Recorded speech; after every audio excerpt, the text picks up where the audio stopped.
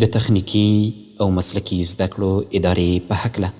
د تخنیکی او مسلکی زده کړو اداره چې په هیواد کې د تخنیکی او مسلکی زده کړو مسؤلیت په غاړه لري د کار موندنې اقتصادي ودې او په هیواد کې د بېوزلۍ د کمولو په برخه کې رول خورا مهم دی چې د دې اهمیت پر بنسټ نوموړې اداره د یوې خپلواکې ادارې په توګه په هیواد کې د تخنیکی او مسلکی زده کړو ټولو ډولونو ته د رسیدګۍ په موخه جلا شوه.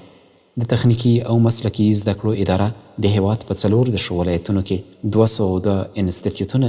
159 لیسې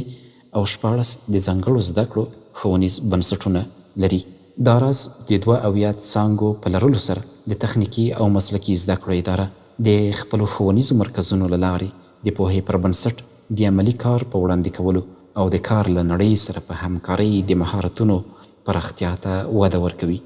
د دې ادارې ټولې تعلیمي څانګې د کار لپاره د زده کړې فلسفې ته محدودې شوي. د عملي زده کړې پر مهال ترلاسه شوي عملي مهارتونه د زده کړې اصلي عناصر او د کار بازار ته د ماهر کاري ځواک په بریالیتوب سره وړاندې کول دي. ځکه چې د شمیرو له مخې د هیواد نږدې نیمایي نفوس بیکاره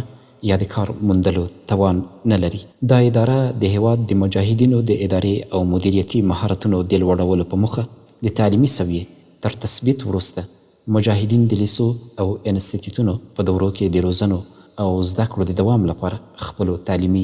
مرکزونو ته شاملوي او د هرې دورې په پای کې هغوی ته د فراغت سندونه ورکوي. همدارنګه د تخنیکی او مسلکی زده کړو اداره د هیواد وګړو ته په لنډ مهاله 3 یا هم 6 میاشتنیو حرفوي کورسونو کې په عملي ډول روزنه ورکوي او هیواد ته تکړه او مسلکی پرسونل وړاندې کوي. دا اداره په پام کې لري چې تخنیکی او مسلکی زده کړو ته د هیواد د وګړو لاسرسي زیاته کړي او د یادو روزنو کیفیت لوړ کړي ترڅو د تخنیکی او مسلکی زده کړو له لارې د خلکو د کار موندلو او کار جوړولو په برخه کې د خلکو وړتیا لوړه کړي.